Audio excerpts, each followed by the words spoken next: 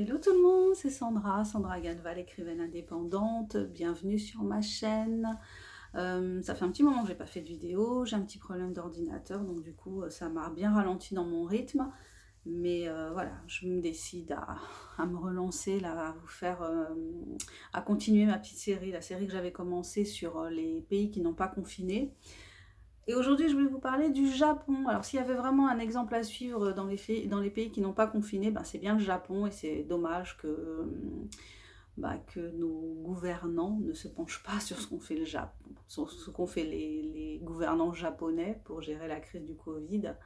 Parce qu'au niveau des chiffres, ben, il n'y a pas photo, hein. Donc, le Japon, c'est 126 millions d'habitants et une des populations les plus vieilles du monde. Enfin, c'est-à-dire que c'est la population où on trouve le plus de personnes de plus de 65 ans. S'il y avait dû avoir une hécatombe quelque part liée au Covid, ben, c'était bien au Japon et l'hécatombe ne s'est pas produite.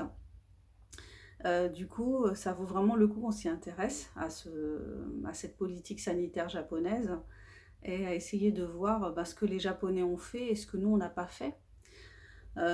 Tout d'abord, il y a plusieurs hypothèses en fait qui sont évoquées pour expliquer l'exception japonaise. Donc ce qu'il faut par rapport aux chiffres, hein, le Japon c'est deux décès sur 100 000. Donc vous voyez, par rapport à la France, là je crois qu'on est à 93 pour 100 000. Donc il n'y a pas photo, hein, on est 67 millions, eux ils sont 126 millions et ils ont réussi à avoir un nombre très très bas de décès liés au Covid. Ils sont à moins de 4000 morts officiellement en tout cas. Et donc les raisons qui sont invoquées pour expliquer ce faible taux de mortalité au Japon, tout d'abord, enfin moi ce que j'évoquerais en premier, c'est le fait que le Japon a une politique de lutte contre l'obésité depuis 2008, donc quelque chose qui nous paraîtra à nous assez intrusif. Bon, aujourd'hui, on est dans plein de mesures intrusives, donc ça nous paraîtrait pas tant que ça, mais en tout cas, voilà, une mesure intrusive, lutte contre l'obésité. Lutte contre la malbouffe. Voilà, les gens, on les incite à bien manger, à ne pas trop grossir. Les entreprises sont invitées à contrôler leurs salariés, le tour de taille de leurs salariés. Donc ça fait partie de la prévention en fait, hein, parce qu'on sait que les personnes qui sont mortes du Covid, les personnes obèses font partie de la population à risque de faire des aggravations liées au Covid. Donc le fait que le Japon fasse de la prévention, eh bien c'est un facteur qui n'est pas négligeable. Le Japon, c'est le pays où il y a le moins de personnes obèses, où il y a le moins de maladies cardiovasculaires, puisqu'évidemment l'obésité, la malbouffe, c'est aussi lié à des maladies cardiovasculaires. Donc moi je pense que ça rentre fortement en jeu dans le nombre de décès faibles. Autre chose par rapport aux personnes âgées, ce qu'il faut savoir, c'est que les personnes âgées sont vaccinées contre la pneumonie, que beaucoup vivent assez isolées parce que apparemment, auparavant, les familles japonaises restaient ensemble, enfin les personnes âgées restent avec les personnes plus jeunes, et puis aujourd'hui la famille elle est plus dispersée et les personnes âgées sont isolées. Donc du coup, moins de risques de contamination. Autre facteur aussi hyper important, donc, que j'ai découvert en faisant mes petites recherches pour préparer cette vidéo, c'est qu'au Japon, on a utilisé un médicament qui s'appelle l'Avigan, qui était fabriqué au Japon, qui est fabriqué par Fujifilm, qui s'est reconverti dans la fabrication de médicaments. Donc avant, c'était de la photo, ils s'occupaient de photos, et puis ils se sont reconvertis dans la fabrication de médicaments. Et donc, sur le territoire japonais, fabrication de ce médicament Lavigan, qui a été largement utilisé chez les personnes qui souffraient du Covid, et qui doit être donné dès les premiers symptômes, comme le fameux hydroxychloroquine. Et je pense que ça a eu une incidence aussi sur le faible taux de mortalité, donc à savoir que les gens étaient soignés avec cette molécule et étaient soignés précocement. Alors ce qu'il faut savoir aussi sur la Vigan, c'est qu'il a été testé dans d'autres pays. Il a été testé en Italie, il a été testé aux USA aussi. Voilà, donc on n'en a pas entendu beaucoup parler. J'ai découvert aussi qu'il y avait d'autres médicaments qui avaient été envisagés dans le traitement du Covid, dont on ne nous parle pas. Surtout aujourd'hui, on est vraiment dans l'optique vaccin, vaccin, vaccin. En tout cas en France et dans plein d'autres pays d'Europe, voilà, il faut absolument... il n'y a pas de... Il n'y a pas de balance, quoi. On est soit on vaccine, soit on reste comme on est, tout en sachant que le vaccin n'empêche pas d'être contaminé, de contaminer.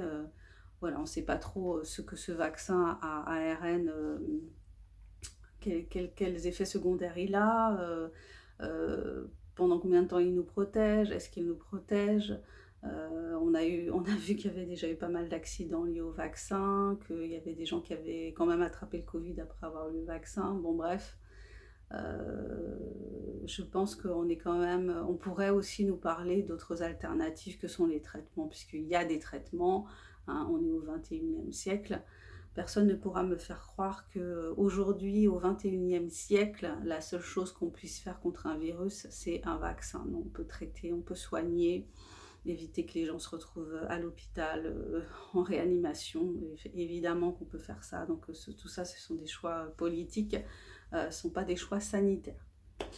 Donc pour en revenir au Japon, comme je vous disais, ils ont utilisé aussi ce médicament, la Vigan. Ce qu'on a mis en avant aussi, c'est la culture de l'hygiène. Parce que les Japonais sont réputés pour cette culture de l'hygiène, à savoir que quand on rentre dans les maisons, on enlève les chaussures, il y a la distanciation sociale, il y a le port du masque aussi, qui depuis en fait la grippe espagnole, depuis 1918, au moment de la grippe, après la grippe espagnole, les Japonais ont gardé l'habitude d'utiliser le masque quand ils sont malades. Voilà, donc dès qu'il y a quelqu'un est malade, la personne porte un masque pour protéger les autres.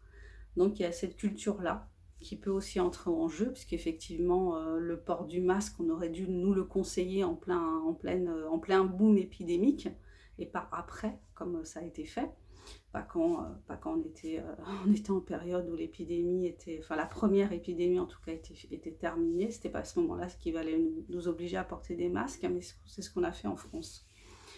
Il y a d'autres facteurs, il y a ce qu'on a appelé l'exception japonaise, à savoir que les Japonais ont une très haute image d'eux-mêmes. C'est certainement pas propre aux Japonais d'avoir d'être chauvin et de se croire au-dessus du reste du monde, mais il y a cette culture japonaise qui est de se considérer comme au-dessus des peuples asiatiques, et les peuples asiatiques sont déjà au-dessus des autres peuples. Donc il y a cette fierté, cette exception, on va dire, japonaise, qui entrerait en jeu. Donc ça, c'est, je pense, les éléments qui ont fait que le Japon a géré comme il a géré. Au niveau du confinement, ce qu'il faut savoir, c'est qu'au Japon, il n'y a pas eu de confinement de la population. Pourquoi ? Parce que la constitution japonaise interdit, n'est pas compatible avec un confinement. Donc les autorités japonaises n'ont pas confiné. Alors, article 21 de la constitution japonaise, elle garantit la liberté d'assemblée et d'association, de parole, de presse et de toute autre forme d'expression. Il n'existe ni censure ni violation du secret des moyens de communication. Et article 22, toute personne a le droit de choisir et de changer sa résidence ou de choisir sa profession dans la mesure où elle ne fait pas obstacle au bien-être public. Il ne peut être porté atteinte à la liberté de chacun de se rendre à l'étranger ou de renoncer à sa nationalité. Donc je pense que c'est à cette partie de la Constitution qui se sont référés. Donc en tout cas, pas de confinement, pas d'amende, pas de restrictions, pas de coercition. Voilà, on a conseillé, on a demandé, on a fortement incité par moments, parce qu'il y a eu des périodes où effectivement les magasins étaient fermés, les écoles étaient fermées. Voilà, je vous mets Je vous mets dans le descriptif que vous pourrez retrouver sur mon blog, parce que je n'aurai pas la place de tout mettre sur YouTube. Je vous mets un descriptif où vous aurez le déroulé, en fait, la chronologie de la façon dont s'est déroulée cette période au Japon. Mais voilà, ce qu'il faut retenir, c'est ça, c'est qu'un très faible taux de mortalité, aussi un testing, pas un testing sauvage comme chez nous où tout le monde pouvait se faire tester. Non, ils ont testé en priorité les personnes qui avaient des symptômes. Donc il y avait une traque en fait des personnes qui avaient des symptômes, qui ont été testées et puis qui ont été soignées. Il y a aussi eu ils ont isolé aussi les personnes qui étaient malades. Euh, voilà, donc c'était vraiment c'est une politique tout à fait différente sur laquelle on devrait s'attarder vu les résultats. Et puis une politique finalement de la prévention, c'est-à-dire que des personnes en bonne santé peuvent plus difficilement tomber malades du Covid, enfin tomber gravement malades et mourir du Covid. Donc, du coup, c'est là qu'on voit que faire de la prévention santé, ce qu'on ne fait pas dans nos pays, en fait, hein, on ne fait pas du tout de prévention à grande échelle comme ça, et puis de manière aussi volontariste, peut-être même un peu, comme je disais, un petit peu agressive, mais on n'a pas cette volonté-là en France, en tout cas, d'inciter les gens à rester en bonne santé. On est plus dans une stratégie de la prévention, mais une fois que la maladie est chopée, ou alors on essaie de choper la maladie, enfin de voir si la maladie est déjà là. Je pense à tout ce qu'on fait quand on vous demande à partir d'un certain âge de faire des dépistages. Voilà, on est dans le dépistage, mais dans l'avant, dans la prévention, dans comment rester en bonne santé. Bon, on n'a qu'à le voir aujourd'hui. Par exemple, pour soigner, enfin pour éviter de développer le Covid ou d'être gravement malade, on devrait plutôt tout ce que euh, le fait de nous maintenir dans le stress avec ce matraquage ce matraquage de la peur, donc ça fait baisser nos défenses immunitaires. Le fait de nous empêcher de faire du sport, pour les gens qui aiment faire du sport en salle, le fait que les salles de sport soient encore fermées, le sport c'est quelque chose qui booste l'immunité.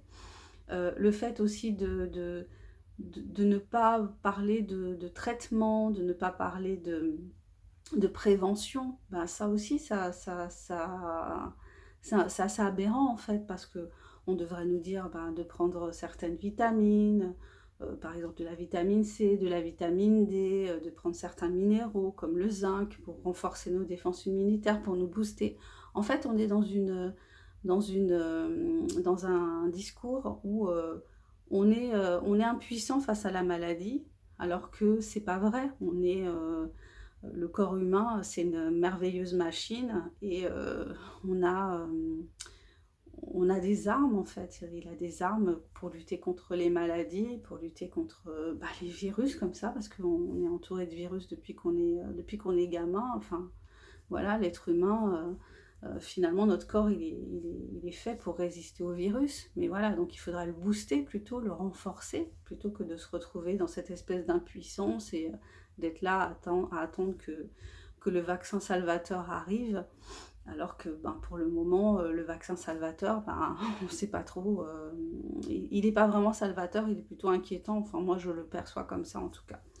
Voilà, c'était ça que je voulais partager avec vous concernant la façon dont la gestion du Covid s'est déroulée au Japon. Donc un exemple qu'on devrait prendre, qu'on ne prend malheureusement pas. Donc ce qu'il faut savoir aussi, c'est qu'il y a des gens qui ont considéré que la gestion japonaise, tout comme la gestion suédoise, dont je vous parlerai dans une autre vidéo, ont été de mauvaises gestions. Ce qui est assez délirant, parce que quand on regarde les chiffres, penser ça, c'est vraiment délirant. Et aujourd'hui, il faudrait que la Suède, comme le Japon, se base sur les courbes de contamination. Donc on va regarder le nombre de personnes qui sont testées positives, tout en sachant que les tests PCR ne sont pas fiables, comme ça a été démontré, dit et redit par plein de personnes. Il y a plein d'articles qui témoignent de ça. Il y a même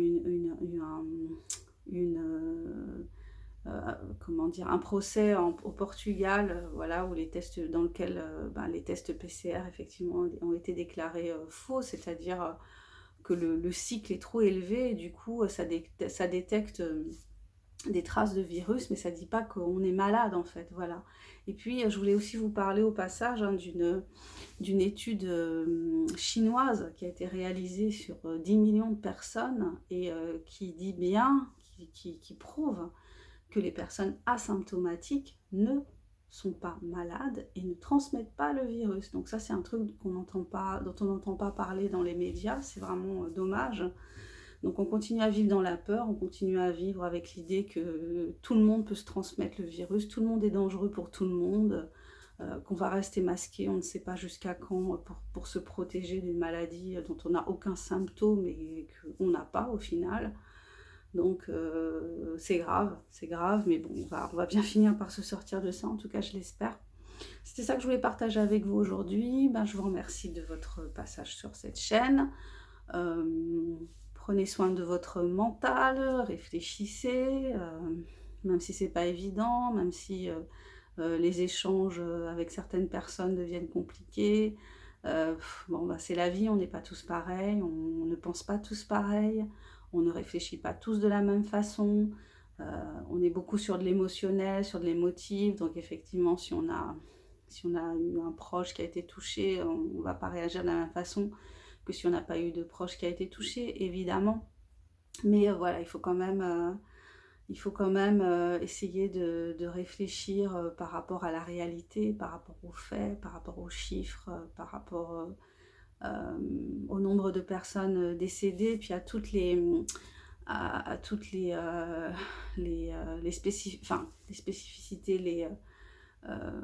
les interrogations que posent les décès, hein, surtout de personnes très très âgées. Est-ce que les gens sont morts avec le Covid ou bien du Covid? Voilà, on est obligé de se poser ces questions. Voilà, je vous dis à bientôt pour la prochaine vidéo et puis n'oubliez pas d'aller découvrir mes écrits. Je vous mets tous les liens, enfin vous aurez tous les liens sur mon blog ou en dessous de la vidéo, enfin où je pourrais, je les mettrai. Bye bye, ciao ciao.